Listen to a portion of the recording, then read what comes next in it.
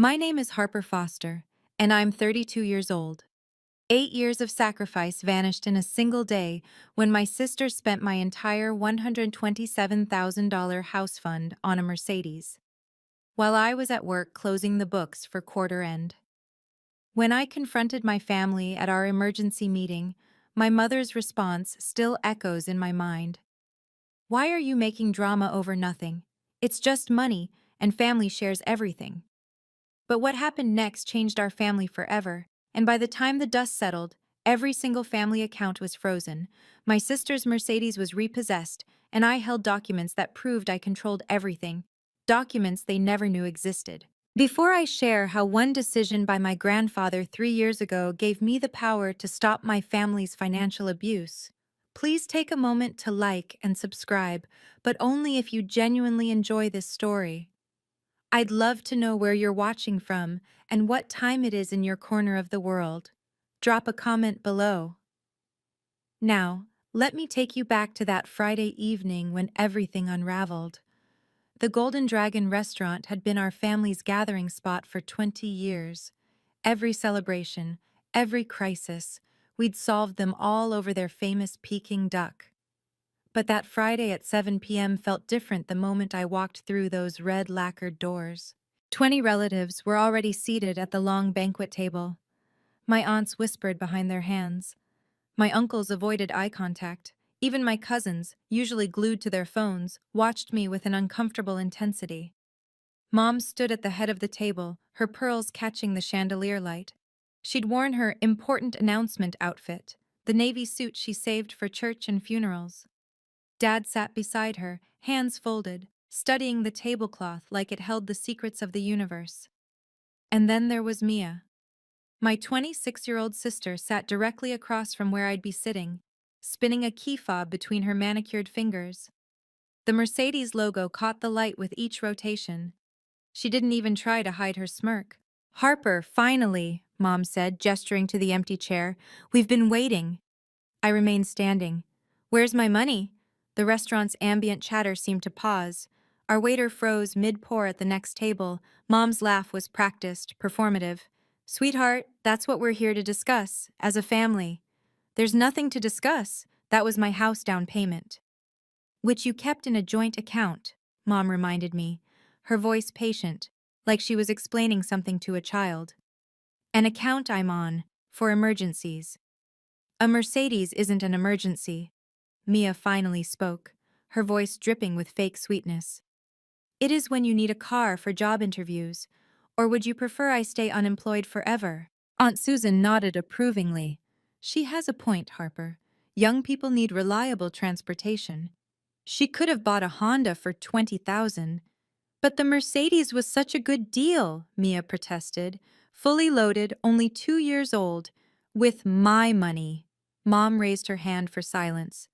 "Harper makes good money, 6 figures at that accounting firm. She can save up again." She looked around the table, gathering support. "Family helps family. That's how we've always done things." The relatives murmured agreement. Of course they did. They'd been living off this philosophy for years, just never to this extent. My phone buzzed. A text preview flashed on the screen, but I couldn't read it yet. Not with 20 pairs of eyes watching my every move. 8 years. That's how long I'd been the family ATM. It started small after college. "Harper, can you cover dinner? You make the most." Then it escalated. "Harper, your cousin needs books for school." "Harper, the roof needs fixing, and you're the only one who's liquid." They called me the calculator behind my back. Mom's favorite phrase was, "Harper's too rigid. She needs to learn that love doesn't keep receipts." But love, apparently, did keep taking withdrawals. Every family gathering followed the same script. I'd arrive to find a new crisis that somehow required my checkbook. Dad's car needed transmission work, $3,000. Mia's laptop died during finals, $2,000.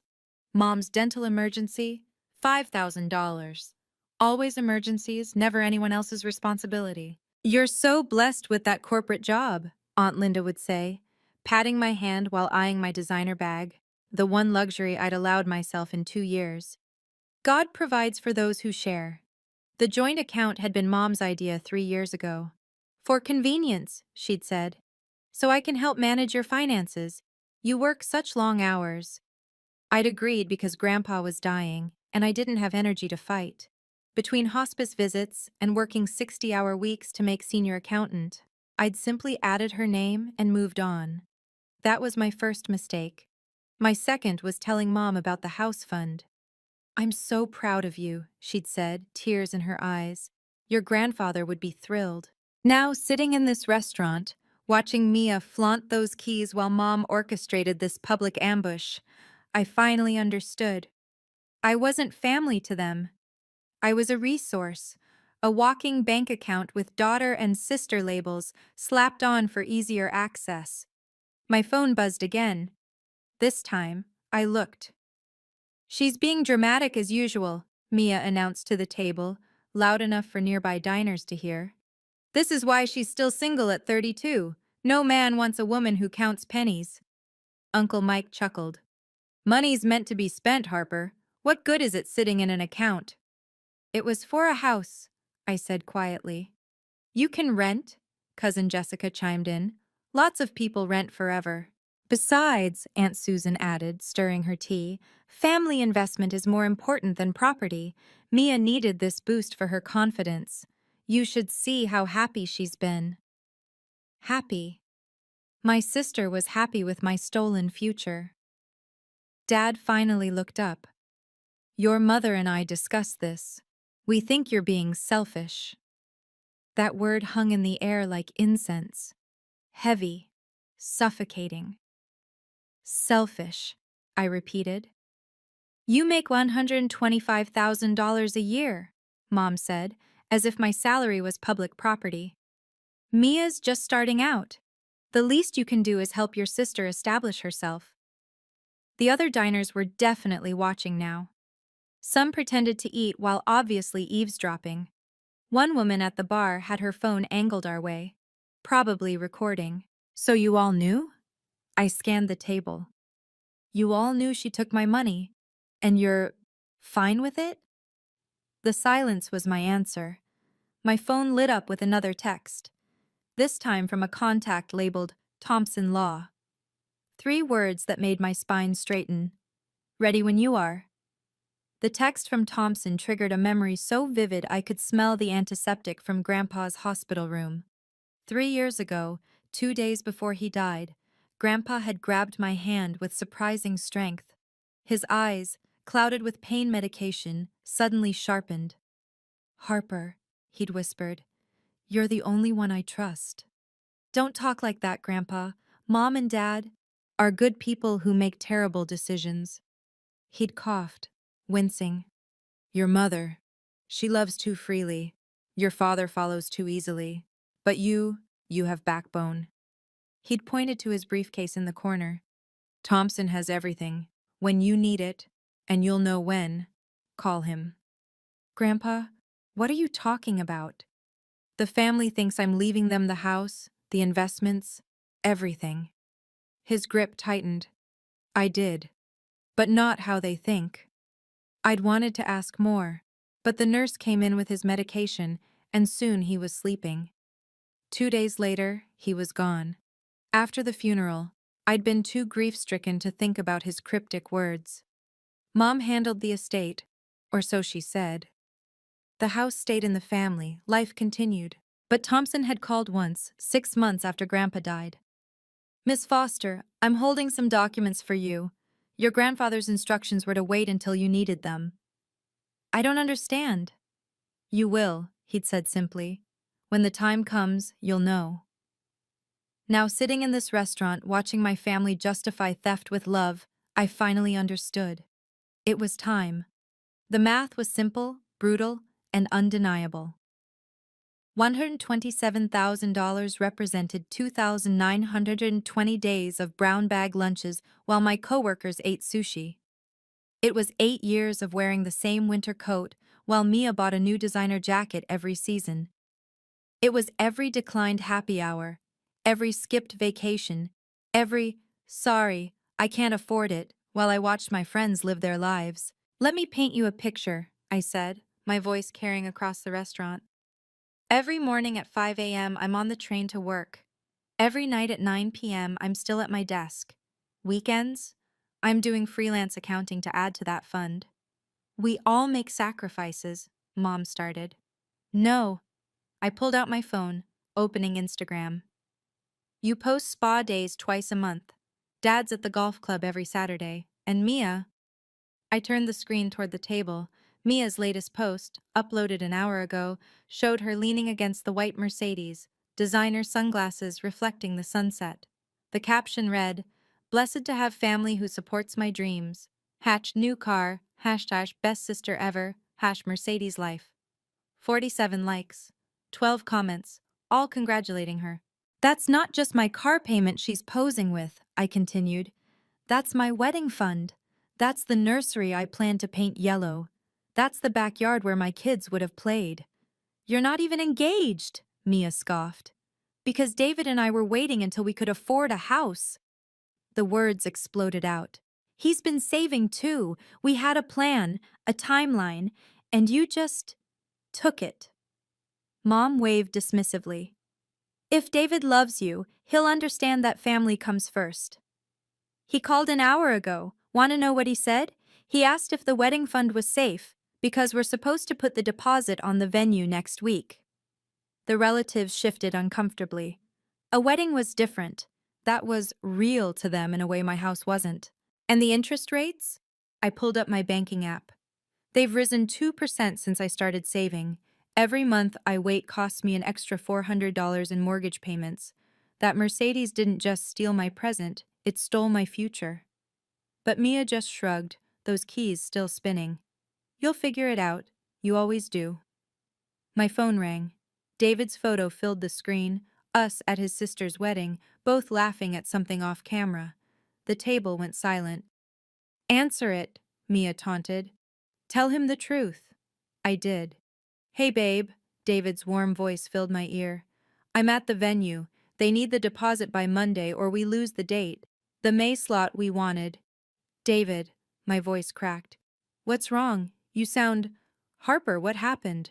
20 pairs of eyes watched me crumble. Mom looked satisfied, like this emotional display proved her point about my priorities. The money's gone. What do you mean gone? Harper, you're scaring me. My family took it. For a car. The silence on his end stretched so long I checked if we'd disconnected. All of it? His voice was hollow. Every penny. But your mom's name was only for emergencies. We talked about this. You promised it was safe. I know. My parents already sent the invitations to their side. Harper, we have 200 people expecting. I know. Mom reached for my hand. Tell him family helps family. He'll understand if he truly… I jerked away. Don't. Harper? David's voice was smaller now. What do we do? I'll fix this. How? The venue needs 12,000 by Monday. My savings can cover 8, but… She'll figure it out, Mia called out, loud enough for David to hear. She always does, right, Harper? Is that your sister? Is she really… I have to go. Harper, wait. I hung up. The phone immediately started ringing again. See? Dad finally spoke, disappointment heavy in his voice. This is what happens when you put material things above family. Now you've upset David for nothing. For nothing? I stood up, my chair scraping against the floor. You just cost me my wedding. Drama queen, someone muttered. I didn't care who. Mom stood too, her practiced patience finally fraying. Sit down. You're embarrassing yourself. No, you embarrassed me when you raised a thief and called it love. Gasps rippled through the relatives. The woman at the bar was definitely recording now. How dare you? Mom started, but I was already walking away, my phone buzzing with David's calls, Thompson's text still glowing on the screen. 24 hours, I called over my shoulder. You have 24 hours to return my money.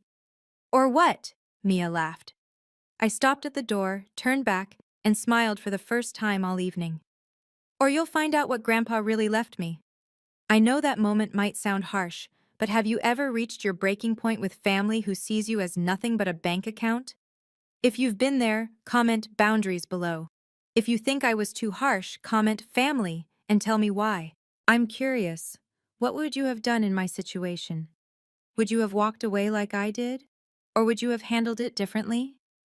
Before we continue to the confrontation that changed everything, please hit that like button if you want to see people stand up for themselves, and subscribe if you believe in justice being served. Now, let me tell you what happened in those 24 hours.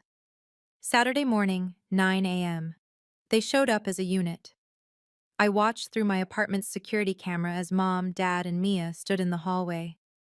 Mom had her war outfit on, the red blazer she wore to parent-teacher conferences when she planned to fight. Dad carried his tablet, probably loaded with guilt trip photos. Mia was live streaming. "Open up, Harper!" Mom's fist connected with my door. "We need to talk like adults." I opened the door but didn't invite them in. "Where's my money?" "This is ridiculous," Mom pushed past me. "We're family." They filed into my living room. My space, my rules. Mia immediately started narrating to her phone. "So we're at my sister's bougie apartment where she lives alone because she's too selfish to turn it off or leave. It's my property," she smirked. "Free speech. Then freely speak outside." Dad set his tablet on my coffee table, queued up to a slideshow. "Harper, look, remember this? Photos of family Christmases, birthdays, graduations, all designed to break me." "I remember. I paid for most of those parties." "That's not the point." "Then what is?" Mom sat on my couch uninvited. "The point is we're family, and family doesn't steal." "It wasn't stealing," Mia protested to her audience. "The account had Mom's name on it. For emergencies. This was an emergency. A Mercedes is not..." "Enough!" Mom stood up. "You want the money? Fine. We'll set up a payment plan. Mia will pay you back." "When?" "When she gets a job." "Which is when?" Silence. "That's what I thought." I pulled out my phone. "Thompson? Yes, I'm ready. 1 hour? Perfect." Mom's face paled. "Who's Thompson?" "Grandpa's lawyer." The live stream suddenly ended. "What lawyer?" Dad's voice cracked. "Your mother handled the estate." "Did she?" I walked to my desk, maintaining eye contact.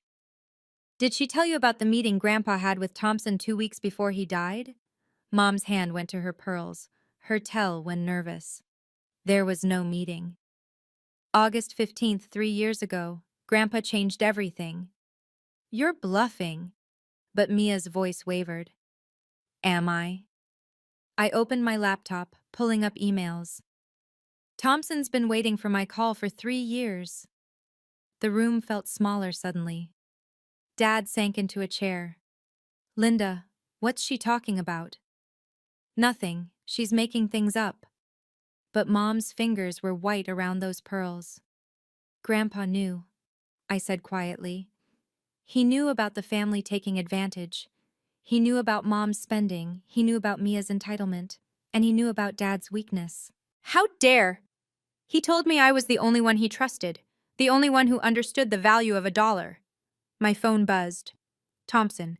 Documents ready, bringing witnesses." "Witnesses?" Mia grabbed Mom's arm. "What witnesses?" "The legal kind." I closed my laptop. "You have 45 minutes to transfer my money back." "We can't." Mom's composure finally cracked. "It's already in the dealer's name." "Then you better call them." "They won't return it. It's been driven." "That's your problem." Dad stood up shakily. "Harper, please. We're family." "Funny how that only matters when you need something." They left, but not before Mia hissed, "You'll regret this." I locked the door behind them and texted David, "Watch the news Monday."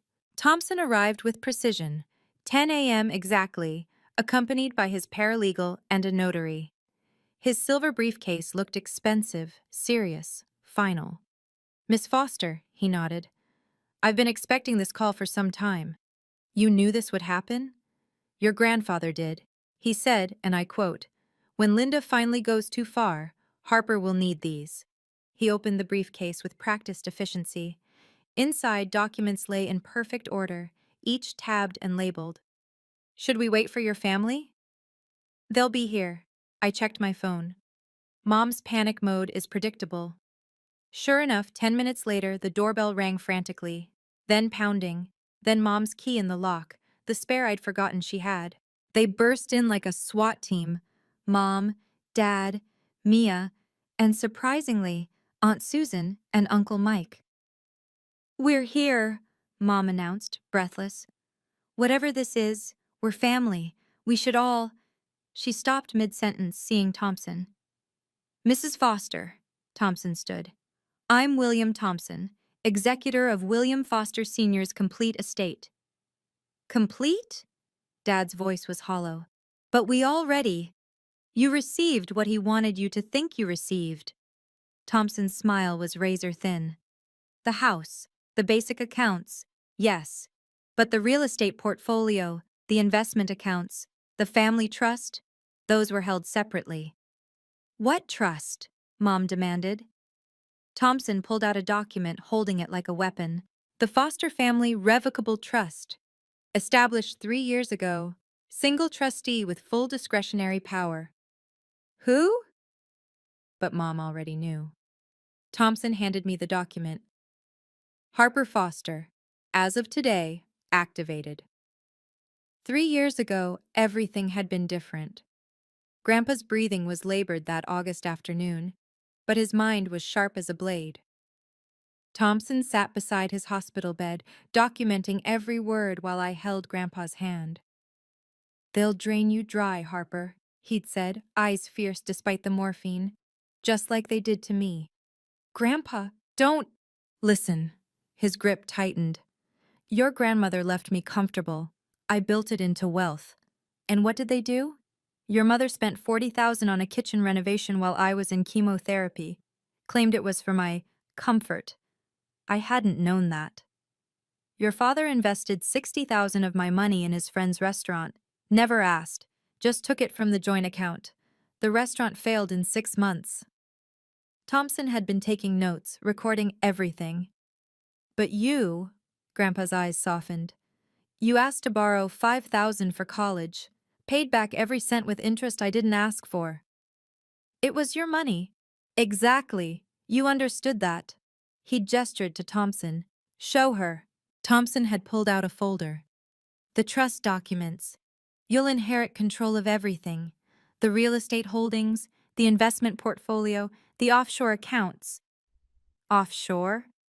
Legal. Declared, but protected. Grandpa had smiled then. $2 million in real estate. $3 million in investments. All generating income they don't know exists. Why not just tell them? Because they'd spend it before I was cold. His laugh turned into a cough. This way, you control it. You decide who gets what, when, and why. Make them earn it, Harper. Make them respect it. They'll hate me. They'll learn. Or they'll get nothing. Now, standing in my apartment, watching their faces cycle through shock, I finally understood the weight of that responsibility. Back in my apartment, I opened my laptop while everyone watched in stunned silence. Let me show you something interesting, I said, pulling up the family accounts. Mom, you're listed as co-owner on several accounts, right? Yes, joint accounts with your father and... Wrong. You're listed as an authorized user. Very different legally. I turned the screen toward them. Grandpa structured it this way on purpose. You could deposit and withdraw, but you never had ownership. Thompson nodded. Clever structure. Gave the illusion of control without actual power. But I've been managing those accounts for years, Mom protested. Managing? Yes. Owning? No. I clicked through to the trust interface. Watch this. I typed in my credentials. One by one, account statuses changed. Foster family. Checking. Frozen. Foster investment portfolio. Frozen Foster. Emergency fund. Frozen. Linda Foster. Credit card. Suspended. Robert Foster credit card.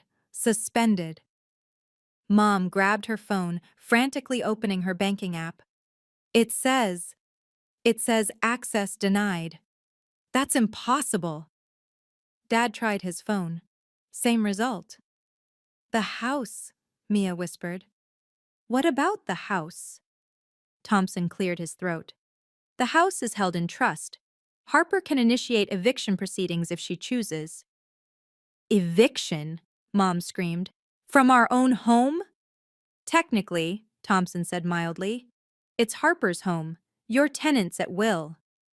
I watched Mia's face crumble as she opened her credit card app, the one linked to Mom's account. My cards declined too. Declined. That's fraud. Uncle Mike stepped forward. You can't just...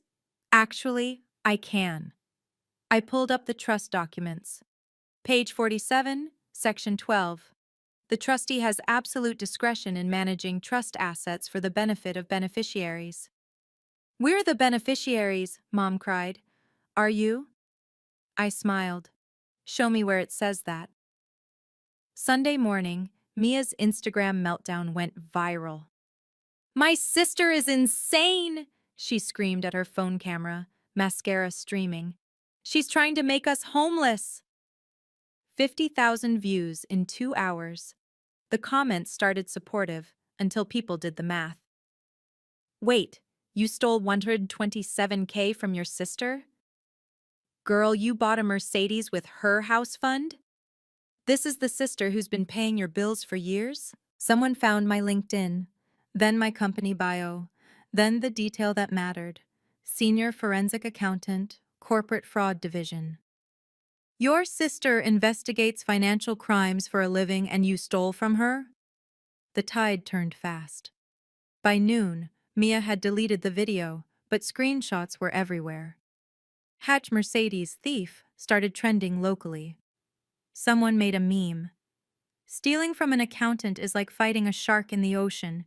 It's their territory. My boss called. Harper, I'm seeing some concerning social media activity. Family matter, sir. It won't affect my work. Is it true? The theft? Yes. And you're handling it legally? Completely. Good. Document everything. If you need our legal team for a civil suit, they're available.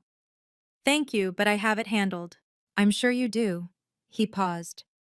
For what it's worth, I had a similar situation with my brother. Setting boundaries saved our relationship. Mom called 17 times. Dad sent 12 texts. Mia tried to go live again, but her account had been reported so many times that Instagram temporarily suspended her. The Mercedes dealership called me directly. Apparently someone had alerted them to potential fraud. Miss Foster, we've been informed the vehicle purchased on Friday may have been bought with stolen funds. That's correct. We'll need to discuss retrieval. My lawyer will be in touch Monday. The spiral was beginning. Mom's breakdown came via voicemail at 2 a.m. Monday morning. Harper, please, I can't buy groceries. The gas station declined my card. Your father's blood pressure medication. The pharmacy won't fill it without payment. This has gone too far. Then Dad, an hour later. Your mother's crying. She hasn't slept. Is this what you wanted? To destroy your family? Your grandfather would be ashamed. But the one that almost broke me was from David. Harper, I don't understand what's happening, but your mom called my mother. She's telling everyone you've lost your mind. My parents are worried. Can we please talk? I texted him back. Come to Thompson's office at noon. Bring your parents if they want answers. Then I saw Mia's final attempt, a GoFundMe page. Help my family survive my sister's revenge. Goal, $50,000 raised, 0. The description was a masterpiece of manipulation, painting me as a vindictive sister jealous of her success. She forgot one detail. Our mutual friends knew the truth. The comments were brutal. Mia, you literally posted pics with the car you bought using Harper's money. Girl, get a job. This is embarrassing. Delete this. By 6 a.m., she'd taken it down. Thompson emailed. Your family has contacted 3 other law firms trying to contest the trust. None will take the case. The documents are ironclad. I responded, Good. Set the meeting for 11 a.m. Tell them if they're late, the offer changes. What offer? They'll find out. Thompson's email was brief. Documents prepared. Your family has agreed to 11 a.m. I dressed carefully. My best suit, the one I wore to board presentations. Professional. Untouchable. David texted, I'll be there. We need to talk after. The paralegal, Jennifer, had everything arranged in conference room A. 20 copies of each document, a court reporter, 2 witnesses from Thompson's firm. This is official? I asked. As official as it gets without a judge, Thompson confirmed. Your grandfather insisted on this level of documentation. He said, Make it bulletproof, I finished. He knew this day would come. He did. He also left you this. Thompson handed me a sealed envelope. His instructions were to give it to you before the meeting. My name was written in Grandpa's shaky handwriting. Inside, a single paragraph. Harper, they'll call you cold, heartless, cruel. Let them. You're none of those things. You're the guardian I chose because you understand that love without boundaries becomes exploitation. Don't give them everything. Make them earn it. Make them grow. That's the real gift. Stand strong. Grandpa. I folded the letter, put it in my pocket, and checked the time. 10:45 a.m. They'll be here soon, Thompson said. Are you ready? I've been ready for 3 years. Jennifer knocked. They're in the lobby, all of them. All? Your parents, Mia, both aunts, 3 uncles, and someone's filming. Of course they are. I stood, smoothing my skirt. Send them in. Before we get to the revelation that changed everything, I want to ask you something. What would you do if you discovered you had complete control over your family's finances? Would you use it to teach them a lesson, or would you immediately forgive? Comment, lesson. If you believe people need to face consequences, or forgive if you think family should always get another chance. Also, if you've ever had to be the bad guy to protect yourself from family taking advantage, drop a heart emoji in the comments. You're not alone. Don't forget to subscribe. The truth about Grandpa's will is about to be revealed. Conference room. A looked like a courtroom. Thompson stood at the head of the mahogany table, documents spread before him like evidence. The court reporter sat ready, fingers poised over her keys. My family filed in like defendants. Mom clutching Dad's arm, Mia with her phone, now recording openly, aunts and uncles filling the remaining chairs. David arrived last, choosing a seat near the door. His parents weren't with him. Please state your names for the record, Thompson began. One by one they complied. The court reporter's keys clicked steadily. We're here to discuss the Foster Family Revocable Trust, established by William Foster Sr. on August 15, 2021. Thompson lifted a thick document. This supersedes all previous estate planning documents. That's impossible, Mom interrupted. I have his will. You have a will dated 2018. This trust was created 3 years later, 2 weeks before his death. Thompson placed the document in the center of the table. Page 1 clearly states all previous documents are void. Dad reached for it with shaking hands. Why weren't we told? Because Mr. Foster specifically instructed that the trust remain confidential until activated by the trustee. Who authorized this? Uncle Mike demanded. Thompson pulled out another document. Mr. Foster, in the presence of 3 witnesses, myself, Jennifer Martinez, and Dr. Rebecca Chen, his physician who verified his mental capacity. This is fraud, Mia shouted. No, Thompson's voice was ice. Fraud is taking $127,000 from someone else's account without permission. This is estate planning. The room went silent, except for the court reporter's typing. Thompson continued. The trust holds the following assets: 4 commercial properties valued at $2.3 million. Investment portfolios totaling $3.1 million. 3 residential properties including the family home, all bank accounts previously thought to be jointly owned. Mom's face went white. That's everything. Yes, Thompson confirmed. It is. The trustee, Thompson announced, has complete discretionary power over all assets. He slid a document toward the center of the table.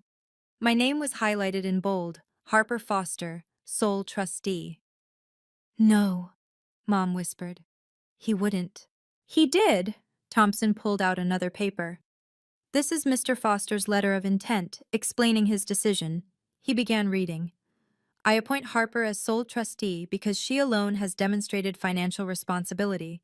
In 8 years, she has never once asked for money, only borrowed once for education, and repaid with interest. Meanwhile, Linda has withdrawn over $200,000 for emergencies that included vacations, shopping, and cosmetic procedures. Mom gasped. Those were joint funds. Thompson continued reading. Robert invested $60,000 of my money without permission. Mia has received $45,000 in gifts she never acknowledged. The extended family has taken loans totaling $180,000, none repaid. Each number landed like a slap. Aunt Susan looked at the floor. Uncle Mike's face reddened. Harper will decide who receives distributions, when, and under what conditions. This is not punishment, it's protection. The family has proven they cannot manage money responsibly. You manipulated him. Mia stood up, pointing at me. You turned him against us while he was dying. Jennifer spoke for the first time. I was present at every meeting. Miss Foster wasn't there when these decisions were made. Mr. Foster specifically requested she not be told until necessary. Thompson added, in fact, Harper tried to refuse when we first informed her 3 years ago. Your grandfather insisted. David was staring at me with something like awe. You've known for 3 years and never said anything?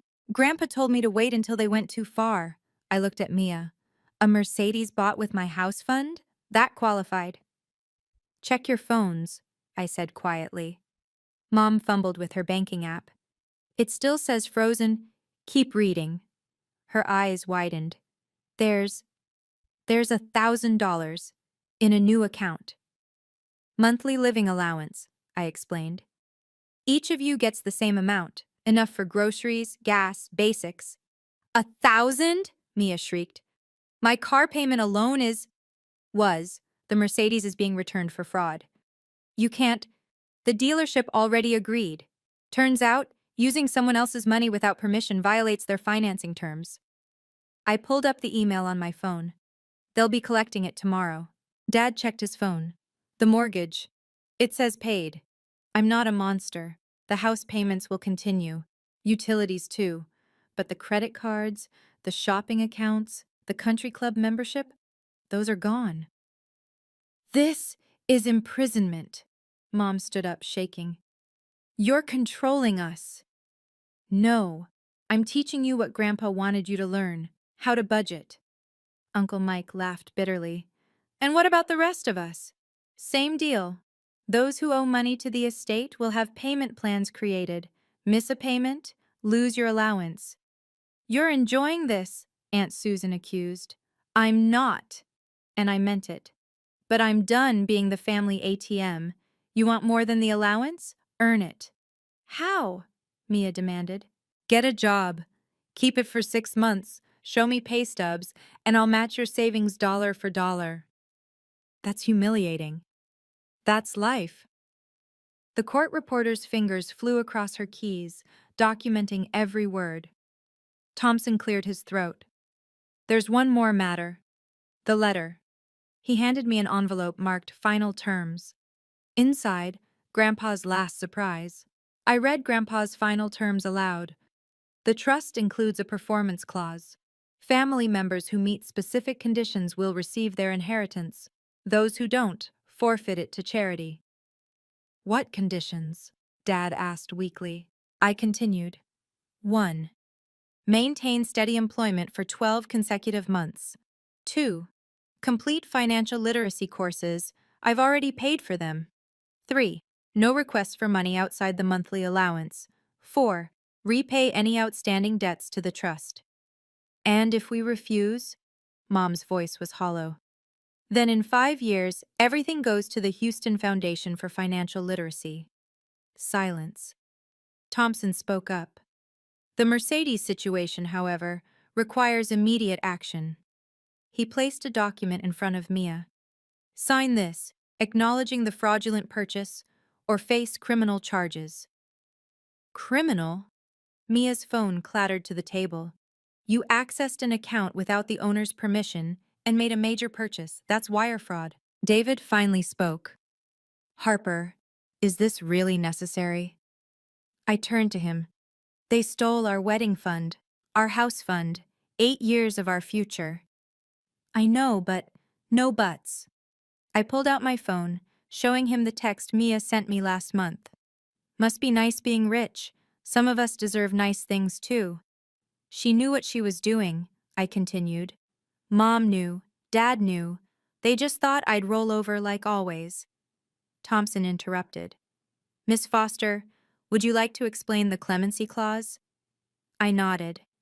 If Mia returns the car voluntarily, gets a job within 30 days, and maintains it for 6 months, I won't press charges. She'll also receive a bonus, enough for a reasonable used car. And if she doesn't? Then the district attorney gets involved. I looked at Mia. I've already consulted with them. They're very interested in a case involving $127,000. Mia grabbed the pen, signing frantically. Mom was crying now. Real tears, not manipulation. Harper, she whispered, we're your family. Yes, I agreed, which is why you're getting a second chance. Most fraud victims don't offer that. Let me be clear about the terms, I said, standing now, commanding the room like I did during board presentations. Mom and Dad, you keep the house, but it's in trust. You can't sell it, can't borrow against it, can't do anything without my approval. Try to, and you're out. They nodded mutely. Mia, you have 30 days to find employment. Any employment. Fast food, retail, I don't care. 6 months of steady work, and I'll match your savings up to $10,000. Enough for a decent car and a start on your own apartment. My own apartment? You're 26. Time to leave the nest. But those are the terms. I turned to the aunts and uncles. As for the extended family, your loans are now official. Interest-free if you make regular payments. Default, and I'll sell the debt to collections. Uncle Mike stood up. You can't treat us like what? Borrowers? That's what you are. I pulled out a folder. Mike, you borrowed $40,000 for a business opportunity 5 years ago. Never paid back a cent. Susan, $25,000 for your son's wedding. Also unpaid. Should I continue? They sat back down. Here's what's going to happen, I continued. Everyone gets financial counseling. Everyone gets a budget. Everyone learns to live within their means. In 1 year, if you've all complied, I'll release additional funds, enough to significantly improve your lives. How much? Mia asked. 50,000 each, but only if everyone succeeds. One person fails, nobody gets it. The room erupted. That's not fair. You're forcing us to police each other. This is manipulation. No, I said calmly. It's accountability. Something this family has never had. Thompson added, these terms are extremely generous. Most trustees would simply maintain the status quo indefinitely. Why? Mom asked me directly. Why are you doing this? Because Grandpa was right. You don't respect money you didn't earn, so now you'll earn it. Within 48 hours, Mia's life imploded spectacularly. The Mercedes was repossessed Tuesday morning. She tried to live stream it, playing victim, but the comments were brutal. Girl, you stole that car. Your sister is a saint for not pressing charges. Get a job, maybe? Her follower count dropped from 15K to 3K in 2 days. Brands that had sent her PR packages demanded them back. Her influencer career was over. but the real vindication came from my company. Harper, my boss called Wednesday morning. I've been following the situation. Legal says you handled it perfectly. Thank you, sir. We have a position opening, Senior Director of Forensic Accounting. Interested? That's a partner track position. You've proven you can handle complex financial situations and family politics. That's exactly what we need. The raise was $50,000, enough to rebuild my house fund in 2 years instead of 8. David and I met for coffee that afternoon. Your family's calling you heartless, he said. I know. My parents think you're brilliant. I looked up, surprised. My mom especially. She said anyone who can manage that situation without losing their cool is exactly who she wants in the family. He took my hand. The venue will hold our date for 6 months. I'll cover it until you rebuild your fund. David, no arguments. We're a team. Meanwhile, Mom discovered something interesting. Living on $1,000 a month was possible. She started shopping at regular grocery stores instead of Whole Foods. Dad canceled his golf membership without being asked. They were learning. The family group chat, usually full of requests for money, went silent. For the first time in 8 years, nobody asked me for anything. Thursday afternoon, the Mercedes was officially returned. Mia had to hand over the keys herself at the dealership. It's humiliating, she texted me. It's consequences, I replied. But something unexpected happened. The finance manager pulled her aside after. We have an opening in our customer service department, he said. Entry level, but with commission. Your sister mentioned you needed employment. My sister? She called yesterday, said you were looking for a fresh start. Mia got the job, $15 an hour plus commission. Not Instagram money, but honest money. Dad started driving for Uber. It's actually nice, he told me. Meeting people, no pressure. Made $200 yesterday. Mom was the surprise. She started a budget blog. Riches to Reality, Learning to Live on Less. Her first post went viral in the senior community. My daughter taught me something painful but necessary. Money isn't love. The aunts and uncles set up payment plans, small amounts but consistent. Uncle Mike even sold his boat to pay down his debt faster. I haven't slept this well in years, he admitted. Not owing money, it's freedom. But it was Grandpa's lawyer who said it best. Your grandfather would be proud, not because you were harsh, but because you were fair. You gave them what he couldn't. Consequences with compassion. Friday morning, I found a note under my door from Mia. I hate this, but maybe I needed it. Thank you for not pressing charges. I start Monday. It wasn't an apology, but it was a beginning. Saturday evening, Mom asked to meet at a coffee shop. Neutral territory. She looked different. Older maybe, or just tired of pretending. I've been thinking about your grandfather, she started. He tried to tell me once. Said I was teaching you kids that money grew on trees. What did you say? That family was more important than money, she laughed bitterly. But I wasn't teaching family values, I was teaching entitlement. Mom. No, let me finish. I accessed your account because I thought I had the right. You were successful, so you owed us. That's not love, it's exploitation. She pulled out an envelope. I sold my jewelry. It's only $8,000, but it's a start on paying you back. The trust handles repayment. This is separate. This is mother to daughter, an apology. I took the envelope, feeling its weight. I need you to know something, she continued. Your father and we're getting counseling, financial and marriage. We've been using money to avoid talking about real problems. Such as? Your father's depression after retirement, my shopping addiction, Mia's failure to launch. We threw money at problems instead of facing them. And now we can't afford to pretend. She stood to leave, then turned back. Harper, your grandfather left you more than money. He left you his backbone. Use it wisely. After she left, I opened the envelope. Inside, along with the check, was a photo. Grandpa and me at my college graduation. On the back, in Mom's handwriting, he always knew you were the strong one. 6 months later, everything had changed. Mia kept her job at the dealership. She was actually good at it. Her social media skills translated into customer service. She'd saved $4,000, and I matched it as promised. She bought a used Honda Civic and moved into her own apartment. "It's tiny," she told me, "but it's mine." Mom's blog had 10,000 subscribers. She'd turned budgeting into content, and companies were offering small sponsorships. "Ironic," she said. "I'm making money by learning not to spend it." Dad drove Uber part-time and taught senior swimming at the Y. "Structure," he said. "I needed structure." The extended family had paid down $75,000 in debts collectively. Uncle Mike started a small handyman business. Aunt Susan became a substitute teacher. They were becoming people instead of parasites. David and I set our wedding date. Next May, same venue, smaller guest list. "Your family?" the coordinator asked. "They'll be there," I said. "But they're not paying." At our monthly family dinner, now at Mom's house, potluck style, Mia raised her water glass. "To Harper," she said, "who loved us enough to let us fail." "And learn," Mom added.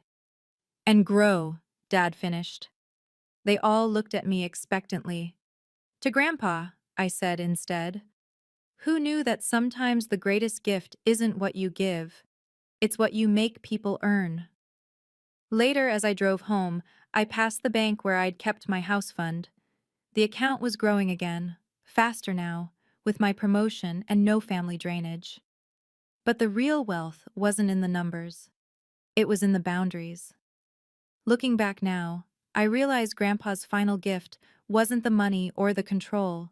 It was the permission to stop enabling. That house fund I thought I'd lost? I rebuilt it in 18 months with my new salary.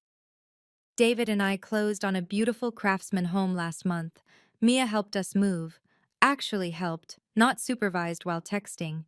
The trust remains in place, but I've loosened some restrictions. Mom and Dad can access their retirement funds now, with oversight. The aunts and uncles are ahead on their payment plans. Everyone attended the mandatory financial literacy courses, even Uncle Mike, who claimed he knew everything already. He thanked me afterward. "I didn't know what compound interest was," he admitted. "At 62 years old, I finally understand money. But here's what I want you to understand. Setting boundaries isn't cruel. It's necessary. Love without limits becomes exploitation.